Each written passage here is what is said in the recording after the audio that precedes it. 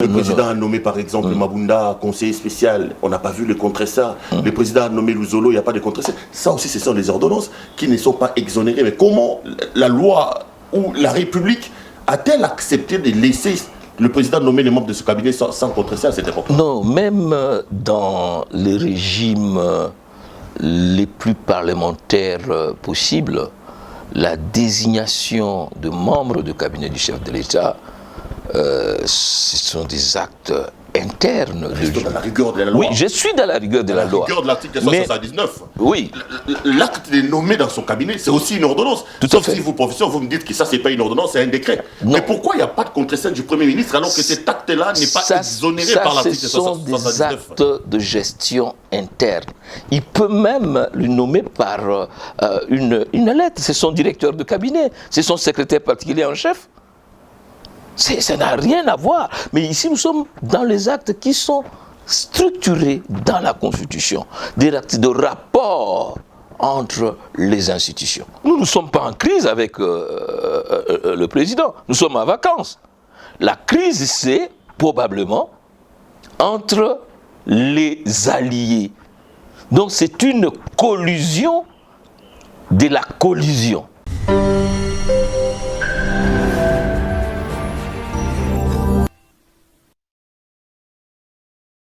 Madame, Messieurs, bonsoir. C'est un grand plaisir pour moi de vous retrouver dans le cadre de ces nouveaux numéros de l'émission Contre nous soit dit, une émission socio-politique. Nous prenons des questions importantes avec des personnes appropriées, nous les mettons sur la table pour en débattre. Vous le savez, l'actualité politique reste dominée depuis quelques semaines, on va peut-être faire déjà un mois, où on parle de cette question de la dissolution, l'article 148. Le président a-t-il les droits de les faire? Quand est-ce qu'il peut le faire? Comment peut-il les faire? Nous parlerons de cette question importante. Aujourd'hui, nous avons décidé d'aller à la source de quelqu'un qui est spécialiste en cette matière-là. Il est constitutionnaliste, il peut donc opiner sur la question du droit constitutionnel. Il nous parlera de ça. On reviendra également sur les grandes questions d'actualité politique dans le pays. J'ai le grand plaisir ce soir de recevoir un savant. C'est le professeur Jacques Njoli. Professeur, bonsoir. Bonsoir, mais est-ce que c'est pas... Vous avez esquissé un petit sourire lorsque j'ai parlé de vous. J'ai dit que vous étiez un savant. Vous ne l'êtes pas, professeur. Bon, les savoirs, c'est toujours quelque chose... de relatif, peut-être je sais quelque chose et d'autres savent aussi beaucoup. Et puis on continue à apprendre dans la vie. Non mais être quand même professeur d'université, c'est pas donné à tout le monde. Vous êtes professeur ordinaire de plusieurs universités, et que ce soit ici dans le pays, et que ce soit à l'extérieur. Si vous refusez qu'on vous appelle savant, alors à qui devons-nous donner ce titre-là, professeur Njoli? Ben, il y a savant, il y a sachant, il y a savoir théorique et savoir pratique, mais bon, si on peut aller dans le fond, ça sera mieux. C'est tout simplement de la modestie, professeur Njoli. Vous êtes un haut cadre du MLC, mais on sent que le parti est rentré dans une sorte... le parti est en veilleuse, hein. Le MLC, on ne les sent plus. Jean-Pierre Bemba, on ne sait plus s'il est toujours à Kinshasa, s'il est reparti en Europe. Qu'est-ce qui se passe au MLC? Vous avez décidé d'observer? Vous êtes plutôt dans la peau d'observateur, pas d'acteur pour le moment? Non, vous avez raison d'observer cela, mais... Le président Bemba a fait presque plus de 10 ans à l'extérieur. Il est venu, il s'est remis dans la politique. Pour le moment, on travaille énormément. Le travail consiste essentiellement à restructurer les partis, à adapter les partis, à tirer les leçons à la fois politiques et techniques des élections qui viennent de se passer. Il faut réancrer les partis sur le terrain, dans les provinces où pratiquement un certain nombre de cadres sont partis, le centre, l'est, et puis même le sud du pays. Donc c'était un travail, un grand travail, parce que le président a restructuré les fédérations, donc de plus ou moins 45, nous allons passer à plus ou moins 70 fédérations.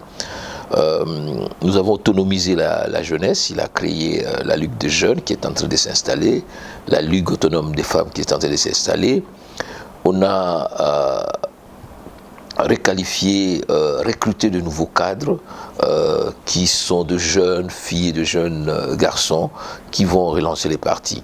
Donc les partis travaillent. Il a fait une partie du tournée à l'ouest et il va aller à l'est. Mais ce qui est aussi important, c'est que après, et même maintenant avec tout ce qui se passe, il est important de faire des très bonnes analyses parce que le pays va avoir 60 ans et il ne faut pas qu'à l'horizon 100 ans, ces pays soient toujours dans l'état où nous sommes aujourd'hui. Professeur Jacques N'Djoli, sur la question du MLC, ces détracteurs disent de lui qu'il est plutôt happé sur les questions d'héritage personnel. Alors, il est venu, il était en prison, son père est décédé, il abandonne le pays pour deux raisons, de chercher d'abord à hériter de tous les biens que son papa a donnés. Et puis à part ça, on dit que vous êtes également dans le calme parce que vous lorgnez à avoir un accord avec le FCC. D'abord, sur le plan de l'héritage familial, au MLC, on sait faire la différence entre la vie privée et la vie publique. C'est difficile, hein, mais dans tous les cas, dans tous les cas, pour tous ceux qui savent, qui connaissent Jean-Pierre, Jean-Pierre avait pris de l'indépendance, de l'autonomie par rapport à son père sur le plan économique pendant très longtemps. Depuis très longtemps, il avait ses propres entreprises, comme celle, Lotran, même au niveau de Cyberzaïr, Cyberlift. Donc, ils sont malheureusement tout en faillite, hein, qui existent aujourd'hui. Hein. Ce n'est pas aller sur ces terrains-là parce que vous y amenez, on met quand même un mot. Ces détracteurs disent aussi que ce n'est pas un bon gestionnaire parce que ces entreprises-là n'ont pas. Non, ce n'est pas vrai. Il faut aussi vous dire qu'il a fait 10 ans sans pouvoir gérer ces entreprises. Mais dans tous les cas, il a pu et il est encore capable d'avoir montré ses capacités de manager. Vous savez, lorsque Jean-Pierre Bemba lance comme celle à l'époque, il est dans les télécommunications, il est dans l'informatique, il est dans le média, il est dans l'aviation, il est dans l'agriculture et tout ce que vous pouvez dire. Vous savez que les affaires de Jean-Pierre ont été bloquées, saisies par la CPI, et maintenant il y a un grand procès, il y a une grande procédure pour, n'est-ce pas, récupérer ces biens à l'état dans lequel il les avait laissés. Donc, du côté de management, si on cite quelques cadres apte à avoir le management, la maîtrise des affaires, Jean-Pierre Bemba conjugue à la fois la théorie, parce que c'est un diplômé de l'école de commerce et spécialiste en questions d'économie, de gestion, mais aussi un grand praticien, un grand connaisseur de la scène économique congolaise et même mondiale. Et sur le fait que vous aviez quelques soubresauts en lorgnant un peu sur les FCC. Sur ce point, sur cette question-là, c'est dommage que liant les questions parlementaires, parce que tout est parti de là, les élections au sein du Parlement, on est allé plus loin. Non, je crois que le jeu politique actuellement se déroule autour d'une coalition qui s'appelle FCC Cash et l'opposition, la Mouka, qui a sa spécialité, qui a ses originalités, et nous allons faire alliance aujourd'hui, dans quel environnement, dans quel contexte. Donc, vous savez, la scène politique congolaise est parfois faite de flibusteries et d'imagination qui ne traduisent pas la réalité du jeu politique. Vous mettez l'eau dans la bouche sur la question de la Mouka. Je vais réserver ça peut-être quand on abordera le deuxième thème. Vous dites qu'on est dans l'opposition. On parlera de ça. D'accord. Mais pour refermer complètement les dossiers de Jean-Pierre Bemba, vous avez suivi que le parlementaire de l'opposition se sont réunis. Ils ont décidé de faire une sorte de présidente tournante de la question de porte-parole de l'opposition. 2 ans pour Jean-Pierre Bemba, 2 ans pour Moïse Katumbi. Vous êtes pour? Est-ce que c'est normal? Bon, j'ai appris ça dans la presse. Comme vous dites, nous les parlementaires, nous sommes en vacances parlementaires. Donc, ce qui est sûr, c'est que à l'initiative d'un des collègues, nous avons saisi les bureaux des 2 chambres. Parce que la mise en place de porte-parole-là est bien structurée dans le texte. D'abord la Constitution et ensuite la loi organique portant organisation et fonctionnement de l'opposition.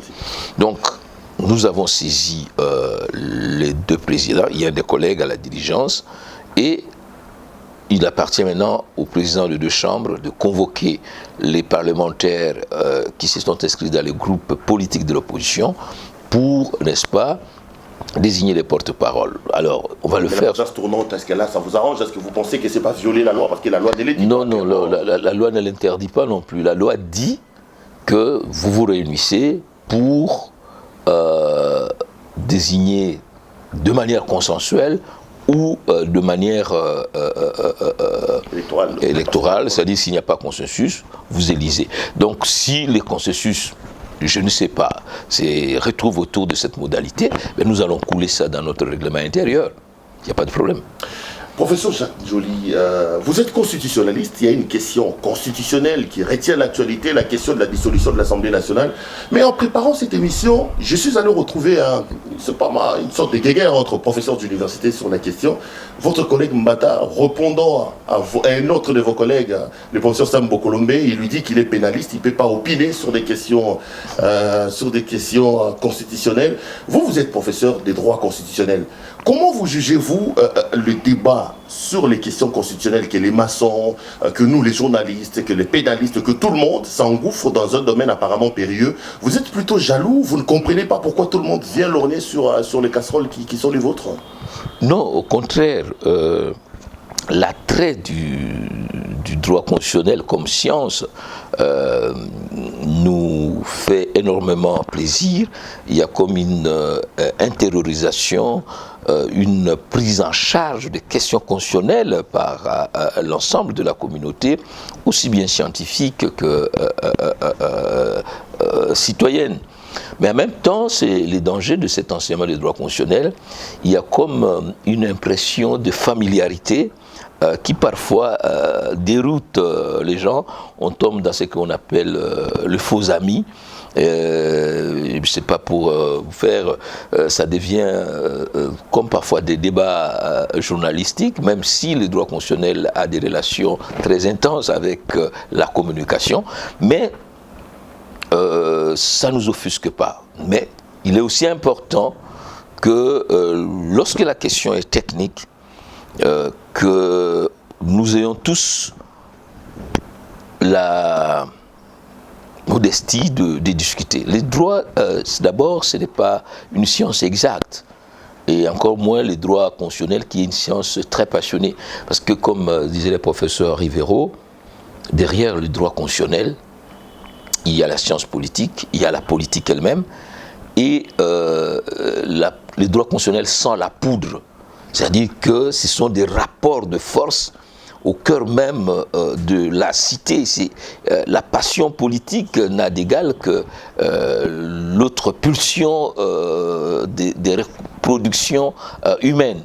Donc ce sont des questions qui doivent nécessairement divisé, mais nous, en tant que scientifiques, même parfois teintés de la politique, nous devons plutôt essayer d'éclairer la société, parce que le but finalement de la science, ce n'est pas de mettre le feu à l'huile, mais c'est de dire voilà où il faut y aller. Professeur Jacques Njoli, alors éclairez-nous, puisque vous dites que là, vous êtes là aussi pour éclairer.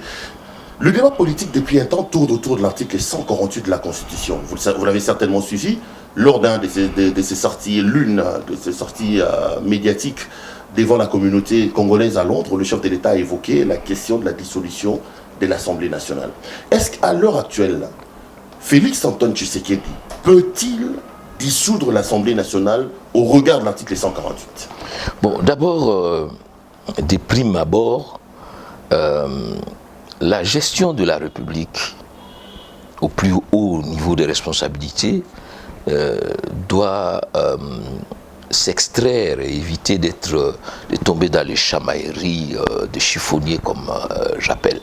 Vous savez, la dissolution, tout comme la mise en accusation, l'impeachment, comme on le voit aux États-Unis, sont des armes de destruction massive, mais qui peuvent aussi être... Très dangereuses donc. Hein. Oui, très dangereuses, parce que ça... Vous voyez, on parle du mot crise. Donc c'est une rupture. Une rupture. Et les droits veulent, n'est-ce pas, essayer de penser, d'encadrer cette rupture. Donc, j'aurais voulu même que dans cette émission, nous ne puissions pas aborder cette question, mais comme vous avez insisté, on va y aller. Puisqu'il s'agit des institutions politiques, et que le droit constitutionnel a pour ambition d'encadrer les déroulements de la vie politique, la dissolution entre dans une théorie globale, celle de régime politique. La question aujourd'hui, nous sommes dans quel régime politique? C'est vrai que c'est un régime mixte, comme on l'appelle hybride, semi-présidentiel, donc il est en même temps semi-parlementaire. Donc, lorsque la majorité est du côté du président, les régimes fonctionnent pratiquement comme un régime présidentiel, voire même présidentialiste. Ce que nous avons connu avec le Kabila, il avait la majorité de la Chambre, il avait donc tous les pouvoirs. Il n'avait pas trop de barrières, donc il pouvait décider comme il veut, comme c'était sa majorité. Maintenant, nous sommes dans un régime où la majorité a glissé et nous nous retrouvons maintenant avec, dans un régime pratiquement parlementaire. Les cas que nous avons aujourd'hui, c'est les modèles qu'on trouve en Irlande, au Portugal ou ailleurs. C'est-à-dire que le président est élu en réalité au suffrage universel, donc il peut se réclamer d'une légitimité populaire, mais l'Assemblée est ailleurs. Donc, qu'est-ce qu'il doit faire? Il peut cohabiter, c'est-à-dire il laisse la majorité constituer elle-même son gouvernement, son programme validé, parce que là aussi la Constitution dit le programme est présenté ou structuré par le gouvernement en concertation avec le président. Donc le président joue un rôle plus ou moins passif, mais le rôle actif est joué par le gouvernement. Mais le texte dit, lorsqu'il y a crise persistante entre l'Assemblée et le gouvernement. C'est ça la condition primordiale. La condition primordiale, c'est d'abord la crise. Une crise, c'est-à-dire une rupture, un conflit, mais un conflit persistant. Une crise persistante, c'est-à-dire qui a eu la durée et qui bloque le fonctionnement de la République. Ça, c'est l'élément moteur. Alors, lorsqu'il y a cette crise grave... Une parenthèse, professeur. Oui. Vous êtes constitutionnaliste. Comment pouvez-vous expliquer qu'un gouvernement issu d'une majorité parlementaire puisse rentrer en crise avec lui? Est-ce que c'est possible d'avoir cette hypothèse-là? Parce qu'en soi, en réalité, moi j'ai comme l'impression qu'il y a de l'hypocrisie, parce que le gouvernement en question est l'émanation, justement, de cette assemblée. Mais c'est ce que le professeur Jean Gicquel appelle une curiosité juridique. C'est-à-dire, imaginez une assemblée ou un parlement qui est en conflit avec sa propre majorité. D'autant plus que dans le régime parlementaire, le Premier ministre, c'est lui le chef de la majorité. Donc, il a la possibilité, comme on dit en Angleterre, de faire le whip, c'est-à-dire de frapper les députés qui, n'est-ce pas, est indiscipliné. Mais, dans ces contextes-là, il y a ce qu'on appelle les dissolutions punitives ou des dissolutions référendum. Mais dans tous les cas, pour ne pas trop se perdre, donc il faut crise persistante. C'est-à-dire une rupture, un conflit persistant donc, qui dure et qui bloque, n'est-ce pas, le fonctionnement de la République. Et à ce moment-là, le président, comme arbitre, même s'il fait partie de l'exécutif, donc une branche de l'exécutif est en conflit avec l'Assemblée, ben, il est obligé de consulter les trois organes majeurs, le gouvernement, l'Assemblée nationale et le Sénat, il va de soi chercher à trouver la sortie de crise. Mais s'il ne trouve pas, la Constitution lui donne les prérogatives de dissoudre. Et l'acte de dissolution... Avant qu'on arrive à l'acte, qui constate la crise, professeur? C'est toi. Est-ce que c'est pas moi, c'est moi. C'est moi. C'est nous tous. Mais quand il y a parce que là aussi, il y a le débat. Parce que certains disent que, comme la Constitution dit que c'est le président qui dissout, c'est le président qui a donc le thermomètre. Il peut dire à tout moment que c'est de la crise. La Constitution mais vous n'allez pas dire qu'il y a la fièvre lorsque la température est à 36. Vous n'allez pas inventer la fièvre. Le président n'invente pas la crise. La crise n'est pas entre le président et l'Assemblée. Le président est irresponsable devant l'Assemblée. C'est une crise entre l'Assemblée et le gouvernement. L'identité des agents en crise est connue. Donc, troisième moment, donc la crise... La dissolution, l'acte. L'acte de dissolution, c'est une ordonnance. Alors, lorsqu'on lit l'article 148, on peut peut-être dire, mais on n'a pas dit que cette ordonnance est contresignée. Mais ce pouvoir-là rentre dans l'ensemble du pouvoir du président.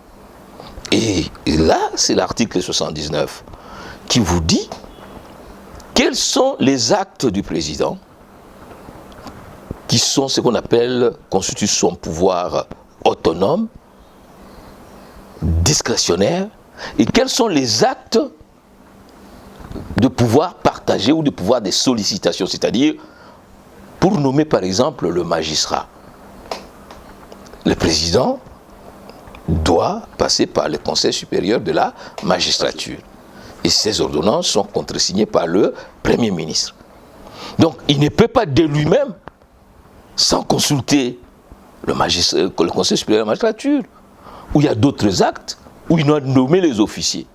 Il doit passer par le Conseil supérieur de la défense. Donc, il y a l'effet générateur, la crise persistante, il y a les organes de consultation obligatoires, mais leurs avis ne tiennent pas nécessairement, ce sont les trois organes, et puis il y a l'acte lui-même. Alors, pour l'acte, il y a une école qui dit, oui, c'est un acte discrétionnaire, parce qu'il a le pouvoir en tant que président de la République, il est arbitre, il est au-dessus de la mêlée, tout cela, où d'autres ont développé des théories des actes du gouvernement qui échappent, mais la théorie des actes du gouvernement, c'est une théorie jurisprudentielle, doctrinaire qui n'a aucun fondement. Il y a des auteurs comme Virali qui considèrent même que c'est une théorie dangereuse, qui est un défi vis-à-vis du droit et de la raison. Donc, c'est un acte de feu. Voilà pourquoi je préfère que on puisse remettre les choses en état. Donc, contextualisons, professeur. Oui. Félix Antoine Tshisekedi décide de dissoudre l'Assemblée nationale. Aujourd'hui, il doit absolument avoir les contre-essais de Ilunga Nkamba. C'est ce que dit l'article. Si Ilunga Nkamba n'appose pas son contre-essai, c'est-à-dire que c'est une ordonnance qui est de nul et de nul effet. Malheureusement, vous avez vu les actes de nomination de mandataires de SNCC, jusqu'à présent. Non mais professeur, les défenseurs de la thèse d'un président libre pouvant déclarer la dissolution amènent également la jurisprudence. Lorsque vous lisez l'article 79, il évoque les ordonnances qui sont exemptées du contre-essai du Premier ministre. Oui. Mais il arrive dans ce pays que le président nomme par exemple les membres de son cabinet sans contre-essai. Le président a nommé par exemple Mabunda conseiller spécial, on n'a pas vu le contre-essai. Le président a nommé Luzolo, il n'y a pas de contre-essai. Ça aussi, ce sont des ordonnances qui ne sont pas exonérées. Mais comment la loi ou la République a-t-elle accepté de laisser le président nommer les membres de ce cabinet sans contre-essai à cette époque? Non, même dans les régimes les plus parlementaires possibles, la désignation de membres du cabinet du chef de l'État, ce sont des actes internes. Dans la rigueur de la loi. Oui, je suis dans la rigueur de la loi. La rigueur de l'article 79. Oui. L'acte de nommer dans son cabinet, c'est aussi une ordonnance. Sauf si vous, professeur, vous me dites que ça, c'est pas une ordonnance, c'est un décret. Non. Mais pourquoi il n'y a pas de contre-essai du Premier ministre alors que cet acte-là n'est pas exonéré par l'article 79? Ce sont des actes de gestion interne. Il peut même le nommer par une lettre. C'est son directeur de cabinet, c'est son secrétaire particulier en chef. Ça n'a rien à voir. Mais ici, nous sommes dans les actes qui sont structuré dans la Constitution, de rapports entre les institutions. Donc, au-delà du fait, je ne voudrais vraiment pas qu'on se focalise sur une forme de juridisme. Il faut voir les conséquences juridiques. Les présidents prononcent, le mot est bien dit, ils prononcent la dissolution, mais l'ordonnance de dissolution. Il faut aussi, lorsque vous faites l'analyse, faire la synchronie du texte, c'est-à-dire que vous prenez le texte dans sa globalité et vous dites quelles sont les ordonnances. Il ne peut pas y avoir dans la Constitution des ordonnances qui échappent à l'élément structurant qu'est l'article 79. Donc, il ne faut pas confondre les actes de gestion domestique du cabinet du président, s'il veut avoir 160 conseillers, encore que là on peut convoquer le ministre du budget, parce que il est dit que sur cette question-là, il faut que le ministre du budget puisse en tirer les conséquences. Donc on ne va pas appeler le président pour répondre, mais le ministère du budget. En fait, mon frère Perrault, il faut rentrer dans la philosophie, comme je vous disais, de régime. Lorsque vous lisez notre Constitution, on voulait avoir un président. Mais on voulait éviter toute dérive dictatoriale. Donc il fallait l'encadrer, il ne fallait pas trop lui donner de pouvoir. Un président hyper puissant, voilà, extraordinaire. Et j'ai entendu les gens faire la liaison avec l'article 12 de la Constitution française, textant de la proximité de deux textes. Mais je voulais d'ailleurs en venir, parce que lorsque Chirac a dissous par exemple l'Assemblée nationale française en 97, je crois, je voulais également parler des Mitterrand, je voulais parler du général de Gaulle. Il a décidé comme ça.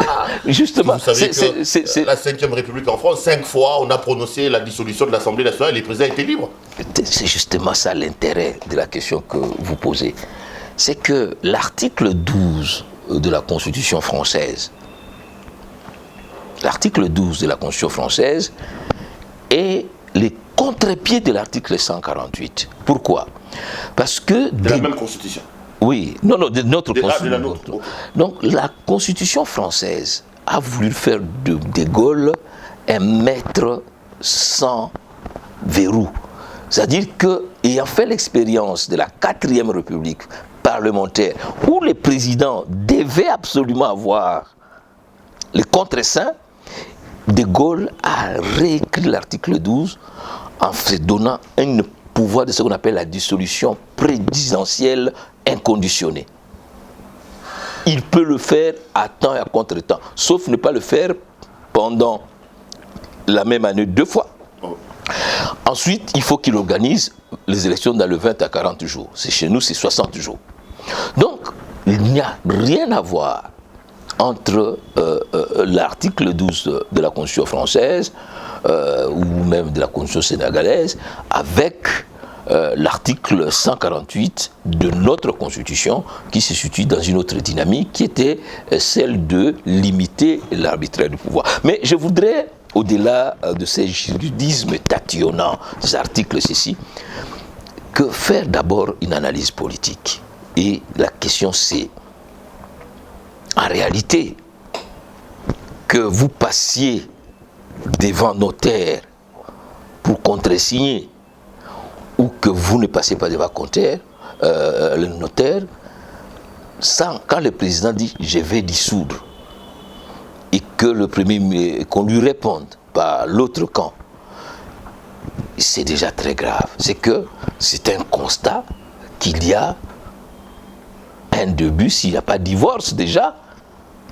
Et c'est ce qui est important, au-delà de la chamaillerie juridique, c'est que la coalition qui a été mise en place, découlant de la passation pacifique ou négociée du pouvoir, c'est une structure qui est très faible, qui est dangereuse pour la République. On a vu un professeur. Là, on a fini les juridismes, on a fini la notion, on a fini la science. Rentrons dans les faits et parlons politique. Oui. Mais lorsqu'un président de la République signe des ordonnances et qu'un ministre bloque, il y a crise. Vous vivez avec moi à Kinshasa, vous sentez que entre l'exécutif, les présidents parlent et les ministres qui ont déjà des démissions dans leur poche, il y a crise. Lorsque le président dit et que son ministre des Finances s'oppose, il y a crise. Professeur, sauf si vous ne vivez pas ici, on sent que l'appareil de l'État ne fonctionne pas et les Congolais n'attendent qu'une chose, c'est la dissolution de cette affaire. Il y a crise. Mais crise entre qui et qui? Entre une crise au sein de l'exécutif, au sein de la majorité ou de la coalition. À ce moment-là, c'est que le duo de l'exécutif s'est transformé en duel. Parce qu'on nous a dit que le duo fonctionnait à merveille. C'était fiable, mon prédécesseur, le plus beau président du monde. Et curieusement, on nous dit que le duo se transforme en duel. À ce moment-là, M. Perrault, qu'est-ce qu'il faut? Il faut s'attaquer à l'Assemblée. Nous ne sommes pas en crise avec le président. Nous sommes en vacances. La crise, c'est probablement entre les alliés. Donc c'est une collusion de la collusion. Donc c'est un problème au sein de l'alliance. Donc la démarche, c'est de quoi? Soit le président de la République va voir son allié, parce que c'est en fait le président Kabila qui est le chef de la majorité et qui a désigné M. Ilunkamba. Donc les conflits, c'est là, c'est dans leur deal. Ça n'a pas à voir avec l'Assemblée en tant qu'institution.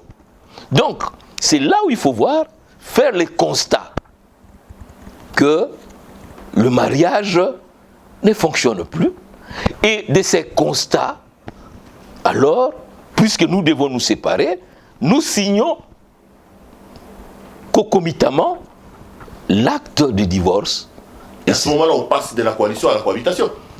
C'est une autre hypothèse. C'est parce que quand il a, à mon avis, il a la possibilité soit de dire à son partenaire que voilà, l'équipe que vous m'avez donnée n'est pas une bonne équipe, je demande au Premier ministre de donner sa démission. Parce que n'oublions pas que l'article 78 ne permet pas non plus au président de faire partie de son Premier ministre. Donc, il prend acte, n'est-ce pas, de la démission du Premier ministre. Donc, il doit demander la démission des ministres. Mais encore une fois, la logique parlementaire stricte lui interdit. Vous avez parlé de Mitterrand, vous avez parlé de Chirac, vous avez parlé de Général de Gaulle. Mais parlons des deux cohabitations de Chirac. Vous savez que Chirac a fait une cohabitation de 5 ans. Qui gouvernait? C'était Jospin. C'est Jospin. Et lorsque c'était Balladur, c'était Balladur. Lorsque c'était Chirac, c'était... C'est ça là, la philosophie des institutions. Nous ne sommes pas encore arrivés à ce niveau-là, professeur. Mais justement, vous avez cohabitation, ça va être compliqué, il y aura des dualités, il y aura des blocages. C'est pourquoi cette constitution, qui n'est pas parfaite comme tout le constitution, a été critiquée. Le professeur, il y a un collègue qui est mort, qui parlait d'une constitution conflictogène, compte tenu de l'histoire. Nous avons connu déjà dans l'histoire les cas de Lumumba et de Kasavubu qui nous a amené à une crise, et Dieu sait si nous sommes déjà sortis de cette crise. Et il y a notre collègue Mabaka qui parle d'une diarchie. Moi je parle d'une diarchie précaire, c'est-à-dire que les régimes permettent d'arriver à une sorte de gouvernance à deux. C'est ça la difficulté de ces régimes. Donc, et comme vous l'avez dit, c'est un régime qui demande beaucoup de traditions, beaucoup de culture politique et surtout l'essence de la mesure et de la retenue. Professeur, je vous ai suivi, je ne sais pas si je vous ai lu ou je vous ai suivi. Vous avez été dur contre Félix sur la question. Vous dites que le problème, ce n'est pas la dissolution, le problème, c'est Félix lui-même. Non, il est allé s'acoquiner, il a pris un pouvoir en s'ingénuant. Non, je ne peux pas parler de lui, je ne peux pas dire dans ce terme. Mais j'ai dit seulement que lorsque on va en coalition C'est-à-dire que, comme vous voyez, enfin, c'est une forme de cohabitation. Il faut vous rendre compte que vous allez gouverner sans majorité. Et voilà pourquoi nous disons, la question n'est pas dans cette chamaillerie juridique. La question essentielle est dans le dérive du système génétique de ces pouvoirs. C'est-à-dire, à partir du moment où le processus est biaisé dès le départ, on exclut Bemba par des arrêts iniques et notamment dolosifs. On exclut Moïse Katumbi de manière tout à fait injuste. Et on va aux élections qui donnent lieu à un contentieux qui continue aujourd'hui parce que l'arrêt de la Cour a été fortement critiqué. Donc, il y a une crise de la naissance de ces pouvoirs. Donc, ce qui est important, et nous avons dit qu'il était important de tirer les conséquences de ces dérives de nos cycles électoraux. Nous en avons fait 3. Moi-même, j'ai conduit un cycle assez difficile. Le plus catastrophique d'ailleurs. Hein. Oui, mais c'est normal. Le plus catastrophique de tous les 3 cycles organisés par Kabila, le vôtre en tout cas. Vous savez, vous ne devez pas être fier, je ne sais pas. Non, je suis très fier. Ah non, je vais vous dire. Attendez. Laissez-moi parler. Avec le pasteur Ngouille Mulunda, c'était la pire cellule que le Congo n'a jamais eue. C'est normal. C'est la vôtre. Mais pourquoi? Pourquoi?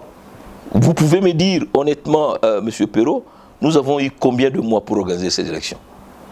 Dites-le-moi. Dites-le-moi. Allez-y, c'est vous, moi. Non, alors, parce que vous êtes un connaisseur de la vie politique. Nous avons prêté serment le 3 mars 2011. Et nous avons organisé les élections le 26 novembre 2011. Donc, dans un délai pratiquement de 6 mois, il fallait enrôler, il fallait commander, il fallait organiser. Donc, ce sont des élections qui sont faites dans la précipitation. Mais on a pu organiser. Mais vous pouvez me dire, depuis combien de temps les dernières élections qui ont posé le problème ont commencé? C'est depuis 2013. Donc on a eu 6 ans. Là où moi j'ai eu 6 mois. Ne parlons pas de l'abbé Malou Malou. Ils sont revenus de Sun City en 2006. Il a préparé les élections pendant 3 ans. Ce sont des explications pour expliquer votre échec. Hein, oui, mais l'échec est une expérience. Et qui vous donne maintenant le recul pour savoir... Mais vous-même, personnellement, on dit également que vous avez refusé de signer jusqu'à ce que Kabila vous a donné des millions, vous avez trahi votre mémoire. C'était pas ça l'objectif, mais puisqu'on y est en train... Allez-y, dites-nous un peu. C'est-à-dire qu'à un moment donné, vous étiez là, vous saviez que le patriarche Tshisekedi avait gagné les élections, mais vous avez cautionné la tricherie en proclamant Kabila. Vous étiez au bureau. Je continuerai à demander, moi au moins, j'ai des preuves, parce que nous avons publié les résultats bureau par bureau. Résultats bureau par bureau. Donc, la réalité, c'est quoi? En 2006, il y a des acteurs qui voulaient aller rapidement aux élections en prenant les autres le cours, et il y a d'autres qui ne croyaient pas aux élections, qui voulaient une révolution populaire pour accéder au pouvoir. Mais moi je n'étais pas là pour cautionner les révolutions, n'est-ce pas, au pouvoir. Voilà, donc les résultats qui ont été proclamés sont les résultats issus des différents PV que j'ai exigés. C'est comme ça que, quand on vous dit, je refusais de signer, je ne refusais pas de signer parce que les résultats... Vous avez de l'argent, parce que vous exigez de l'argent, je ne suis pas un vendeur de Makayabo. Je ne suis pas un vendeur de Makayabo. Non, j'ai exigé qu'on m'amène le PV de 163 bureaux de vote. Et regardez la caméra. Vous voulez donc nous dire qu'en 2011, Jacques Ndjoli, cadre du MLC, c'est Kabila qui a gagné les élections et que les résultats qui ont été publiés, ce sont des élections fiables et Tshisekedi a véritablement... Non, je ne dis pas que les élections étaient totalement fiables. Il y avait des irrégularités qui ont été soulignées, y compris par des organisations non gouvernementales internationales. Mais les résultats que nous avons publiés sont les résultats qui nous ont été envoyés par les différents centres de compilation. Je n'ai pas les dons d'ubiquité pour aller dans tous les centres, mais les centres... Il y en avait dans les centres.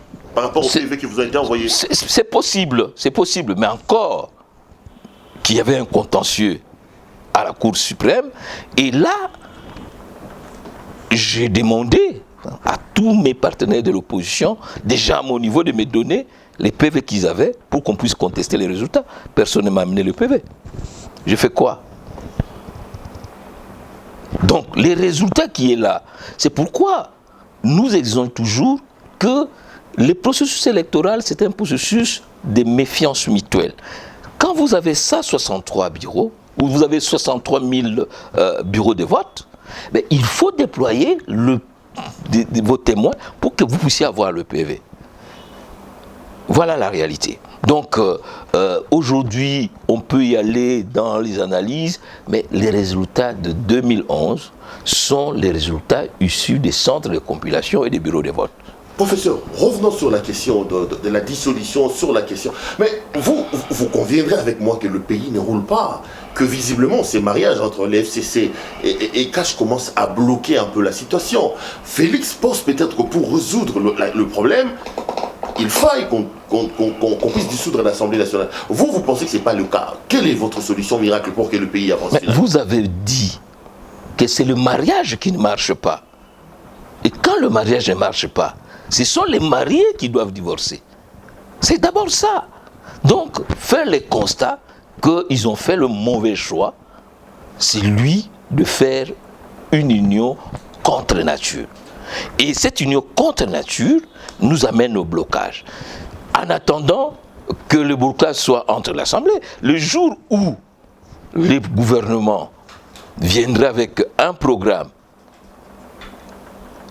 au niveau du Parlement et que le Parlement refuserait, voilà le début de la crise. Le jour où le président de la République demanderait qu'on puisse investir son gouvernement et que l'Assemblée refuse, il y a crise. Le jour où le président de la République, par le Premier ministre, enverrait une loi de réforme du système électoral et qu'il y a blocage, mais la dissolution peut être une voie de sortie de crise dans cette crise entre Assemblée et gouvernement. Pour le moment, pour le moment, il y a...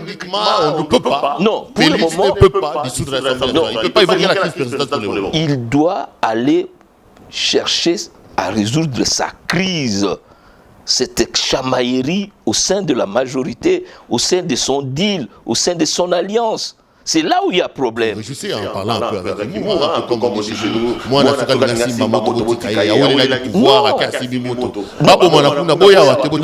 ce n'est pas ça. Vous savez, les acteurs qui ont expérimenté la diarchie, comme je l'appelle, disent que c'est une expérience traumatisante. Vous vous rappelez l'époque où Chirac devait voyager avec Mitterrand pour aller représenter la France. Il y avait même parfois des discordances. Donc c'était un régime. Vous vous rappelez. Donc, et lorsqu'il fallait faire la deuxième dissolution, la deuxième cohabitation, Chirac a carrément refusé. Il a dit, c'est une histoire qui prend la tête. Donc c'est un modèle de gouvernance qui est assez difficile. Mais on nous a dit que tout allait pour le mieux.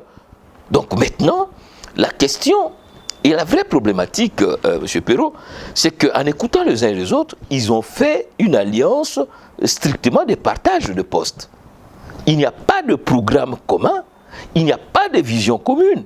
Et c'est ça le problème. Donc, lorsque vous faites un mariage, vous devez savoir quel est le programme. Ou si ce programme est caché, c'est comme ça que les gens demandaient comment est ce programme. Sur les vraies questions, les réformes, la réforme, nous attendons l'alliance ou la coalition sur ça, la réforme du système électoral. Comme nous venons de dire, et moi-même j'ai été l'expérience, vous l'avez dit, des 3 cycles électoraux. Comment on va gérer la CENI demain? Comment on va... La situation de notre justice, ce qui s'est passé à la Cour constitutionnelle, je crois que les présidents étaient scandalisés. La corruption dans une élection à second degré. Ça, c'est seulement le bloc politique et judiciaire. Les systèmes sécuritaires, mon cher frère, aujourd'hui nous parlons, l'armée est en difficulté, les systèmes sécuritaires ne parviennent pas à résoudre la question à l'Est. Donc il faut qu'il y ait une discussion des États généraux pour que nous puissions avoir une vraie armée nationale. Donc il faut restructurer. On a envoyé 22 000 hommes, mais c'est chaque jour, encore hier, on a tué des gens. Donc il y a des vrais problèmes. Il y a la question de notre système économique. Nous avons une économie de rente au moment où des pays voisins sont devenus de grands exportateurs de cobalt, de grands exportateurs d'or, mais nous ne sommes pas capables de développer une économie qui transforme, n'est-ce pas, nos produits. Donc il y a des vraies questions de gouvernance de ces pays et nous amener dans des chamailleries de qui dissout, qui ne dissout pas, ou qui dissout, je dissout, mais c'est cette distraction qui dure depuis 60 ans qu'il faut arrêter. Et l'arrêt passe par ce que dit la Constitution, que la cause de notre dérive, c'est les déficits de légitimité. Donc nous devons résoudre cette question des déficits de légitimité. Depuis 60, les élections de 2011, de 2006 d'abord, vous savez qu'on a proclamé les résultats dans les chars. Et à la suite de ces élections, il y a eu affrontement dans cette ville. En 2011, vous venez de le dire, il y a un président qui a prêté serment à la Cité de l'Union africaine, il y a un autre qui a prêté serment à l'IMT. Il a fallu des concertations, finalement, il y a eu des dialogues pour résoudre cette crise de légitimité.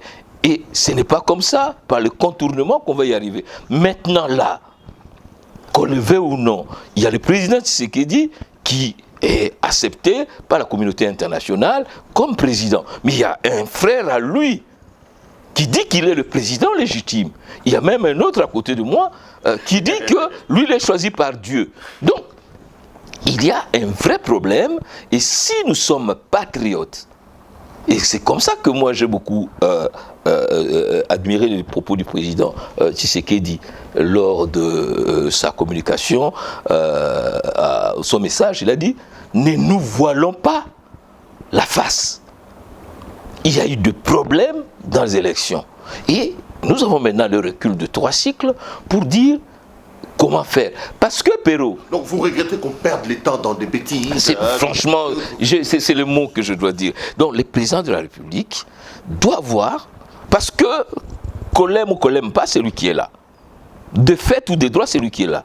Mais il a la charge de conduite du peuple.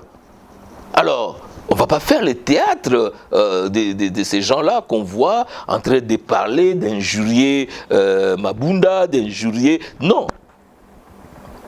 C'est vraiment, excusez-moi, vous empruntez le terme, de la bêtise.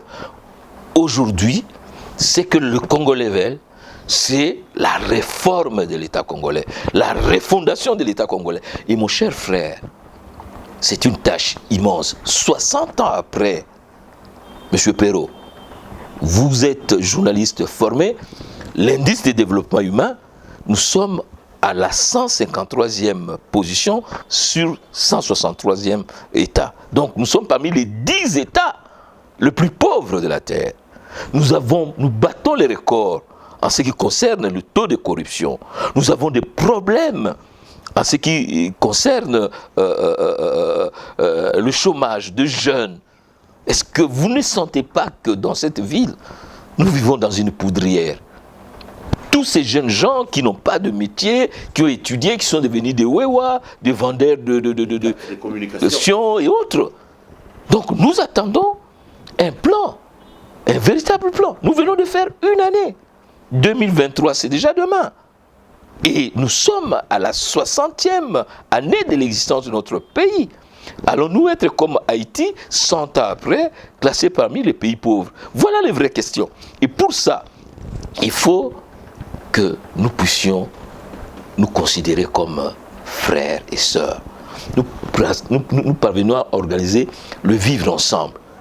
Donc, c'est ça ce qui s'est fait ailleurs, d'ailleurs. Quand il y a des problèmes majeurs comme les attentats, le président de la République ouvre sa porte, il reçoit les leaders pour dire qu'est-ce qu'on fait. Pas pour partager partager le pouvoir. Parce que ici, les dangers, c'est quand on parle de rencontres, de discussions, c'est pour dire, bon, on se partage. Non. Aujourd'hui, il y a un président qui est là, qui est avec une coalition, et dans l'amour, dans le patriotisme, nous disons, qu'est-ce que nous faisons de ces pays que nous avons agressés. C'est un discours tenu par quelqu'un des Lamouka. Finalement, en 2 minutes qui nous restent, vous êtes toujours des Lamouka, mais on ne comprend plus qu'est-ce qu'est l'affaire des Vieux. Vous êtes de l'opposition, vous l'avez dit, Martin Fayoulou dit qu'il n'est pas de l'opposition. Mouzito, qui est coordonnateur, dit que vous êtes dans la contestation et non pas dans l'opposition. Finalement, les seuls dont on ne comprend plus la position, c'est Jean-Pierre Bemba et c'est Moïse Katumbi. Est-ce que vous ne pensez pas qu'il est temps d'arrêter l'hypocrisie, par exemple, vous déclaquer la porte de la Mouka, parce que visiblement, vous ne marchez plus ensemble, professeur.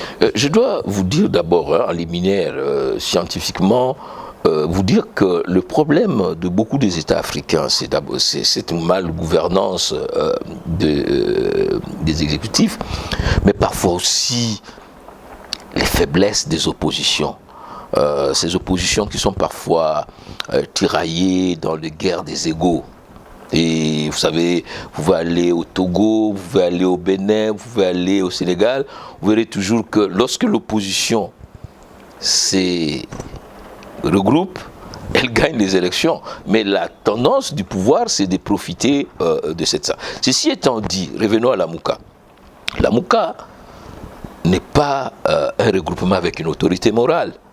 C'est une plateforme qui était strictement électorale. Pour les élections, il faut oui, voilà. Et ils ont une plateforme électorale. On regrette ce qui s'est passé à Genève. Les deux courants, il y a eu 2 courants. Mais on peut se féliciter que, et moi je l'avais dit à certains amis, les 2 courants vont arriver en tête. Maintenant, le courant qui a été proclamé a fait alliance ou a été absorbé par ce qui devait partir. C'est là qui pose maintenant le problème de ces mariages-là. Mais la question de la Mouka, c'est une plateforme électorale qui s'est transformée en plateforme politique. Mais la plateforme politique n'est pas la naissance d'un parti unique. Chacun vient avec sa sensibilité. Il ne faut quand même pas rester ensemble en n'ayant aucune homogénéité. Les uns disent que nous on est au pouvoir, les autres disent qu'on est dans la contestation. De l'autre côté, vous reconnaissez que vous êtes dans l'opposition. Mais cette évolution des bitotos qui n'a ni tête ni queue, il faut carrément les dissoudre, professeur. Non, les systèmes politiques, ou mieux le scrutin, la proportionnelle, est faite pour ne pas permettre à un groupe, ni dans la majorité, ni dans l'opposition, d'avoir le monopole.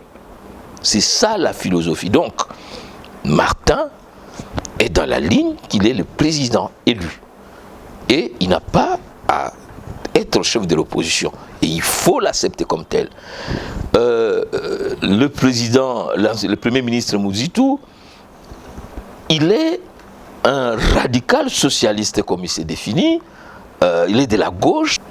Jean-Pierre Bemba, c'est donc le lien. Jean-Pierre Bemba essaie de faire de lien, mais nous regardons tous dans la même direction. Quand vous prenez le projet de réforme présenté par Martin Fayoulou, ce sont les mêmes préoccupations qui sont partagées par tous. La réforme de l'État congolais, pour que demain, nous ayons des institutions légitimes.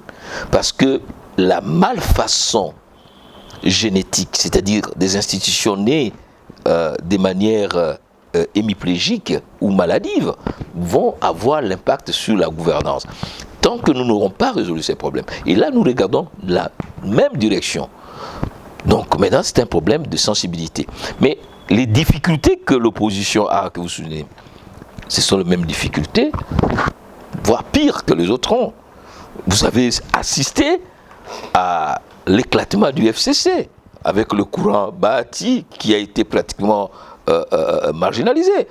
Aujourd'hui, pouvez-vous me dire que l'amour au sein du cash entre l'UNC et l'UDPS, c'est un amour vrai, réel. Et donc, c'est ça les fondamentales du système sociopolitique congolais, c'est que mon frère Évariste appelle la fragmentation. C'est-à-dire, nous sommes dans des structures politiques atomistiques, très faibles idéologiquement, et qui font des alliances pour le pouvoir. C'est ça les défis que nous avons, nous. C'est-à-dire de construire un État avec des valeurs, avec des idéologies, parce que la colonisation ne nous a pas aidés, les dictatures successives ne nous ont pas aidés. Aujourd'hui, il faut faire naître des partis politiques, de gens qui sont regroupés autour des idées et non pas autour de la tribu, parce que le tribalisme latent est en train de polluer, quand vous lisez les réseaux, les relations. Il faut voir le Congo des Kasavubu, de Lumumba, de Mobutu, de Moussé Kabila. Prof, on va terminer par là. En 2 minutes, vous parlez de réformes. J'ai suivi, j'ai lu d'ailleurs quelques lignes, un de vos enfants, le député Mbaou, qui propose une réforme de la Cour constitutionnelle. Parmi les innovations, il parle notamment d'une chambre d'appel qu'il faudrait désormais installer lorsqu'on parle des questions de contentieux électoraux. Un mot à dire là-dessus, vous pensez que la forme actuelle de notre Cour constitutionnelle mérite également qu'on s'y penche? Je suis avec beaucoup d'intérêt cette proposition. Lui-même a vécu dans sa chair ces contentieux. Et quand vous lisez les rapports de la CENI, où la CENI dit qu'il y a des candidats ou des personnes qui ont été proclamées qui n'avaient pas les dossiers à la CENI, où est-ce que la Cour constitutionnelle a ramassé ces candidats? Je ne voudrais pas revenir sur le contentieux relatif à l'affaire Bemba, qui est une honte en matière du droit. Une honte. Vous avez parlé du professeur Bokolombe, vous vous rappelez sa colère autour de cette affaire de subordination des témoins qui a été amenée à la corruption. Donc, Mais moi, j'ai une lecture très anthropologique du droit. Très souvent, nous, en Afrique, nous croyons que les problèmes juridiques sont essentiellement des problèmes normatifs. L'article 148, l'article 79, non. Le droit, M. Perrault, c'est ce que pensent les acteurs, ce que disent les acteurs. Vous savez, la plus grande démocratie, la plus vieille démocratie, la démocratie britannique, vous savez qu'il n'y a pas de texte constitutionnel. Ils n'ont pas de constitution écrite, mais ça fonctionne. On parle de la cohabitation, de la coalition. Vous avez suivi ça. Il y a eu un président et un premier ministre de 2 tendances différentes qui ont fonctionné pendant 5 ans. Il y avait des tensions. Vous vous rappelez les débats entre Chirac et Mitterrand. Il dit, monsieur le Premier ministre, est-ce que tu peux me regarder les yeux dans les yeux? Mais c'est ça, les hommes. Donc, en ce qui concerne la Cour constitutionnelle, le collègue Mbaou qui travaille avec moi, il connaît ma position. La justice constitutionnelle n'existe pas. Il n'existe que des juges constitutionnels. Vous croyez que s'il y a une chambre d'appel, on reprend le même gaillard, ils vont faire la même chose. Donc, à partir du moment où ils n'ont pas... C'est l'individu, c'est pas les textes. Non, c'est l'individu qui donne vie au texte. Or, tous ces mécréants qu'on prend pour appliquer les textes, voilà, ils sont là. Ils peuvent même dire au texte ce que le texte n'a pas dit. La Cour constitutionnelle... C'est une peine perdue, il laisse la réforme. Il faut réformer l'homme, pas les textes. Donc, moi, je vous dis que je suis un anthropologue du droit. Et les droits, c'est une représentation. Si le président de la République sait qu'il travaille avec une majorité qui n'est pas la sienne, mais il doit respecter cette majorité. Ce n'est pas un problème des textes. Ce n'est pas un problème des textes. Les textes, oui, parce que nous sommes juristes. Mais les textes, c'est une mise en forme. C'est l'armistice social.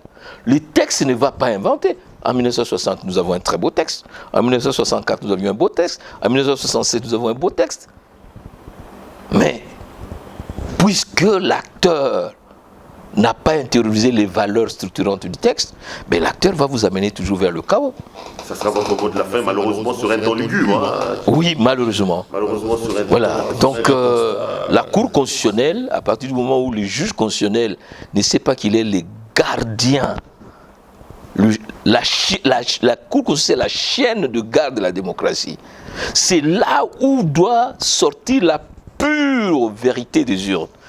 Mais s'il se comporte comme les garçons de course, de ceux qui les ont placés là, mon jeune frère dit qu'il va instituer ce qu'on appelle l'impératif,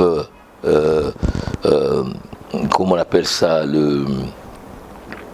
les devoirs d'ingratitude. Oui, il a parlé des devoirs d'ingratitude, c'est-à-dire que quand vous arrivez là-bas, vous... Mais ces gens-là, ils ont déjà les devoirs, comme l'indépendance du juge.